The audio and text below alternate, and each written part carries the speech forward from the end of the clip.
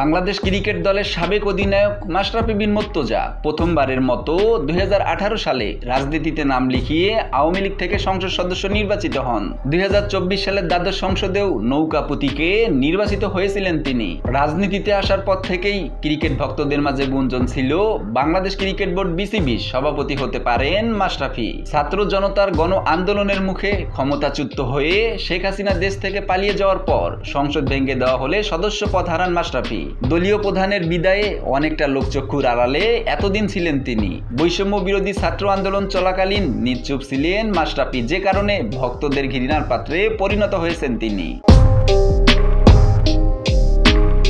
তবে দেশের একটি গণমাধ্যমকে দেয়া সাক্ষাৎকারে সমসাময়িক বিষয়ে মুখ খুলেছেন তিনি। সেখানে প্রশ্ন করা হয় বিসিবিতে কাজ করা নিয়ে। জবাবে মাশরাফি বলেন, আমি সংসদ সদস্য হওয়ার পর খেলা বাদ দিয়ে ক্রিকেট বোর্ডে যাইনি। সাধারণত নিজের কথা আসলে কখনো ভাবিনি। যখন বলার সুযোগ ছিল তখনই বলিনি। এখন যে পরিস্থিতি, আমার কাছে মনে হয় ক্রিকেট বোর্ডে থাকা বা এরকম কোনো দায়িত্ব আমার প্রাপ্য নয়।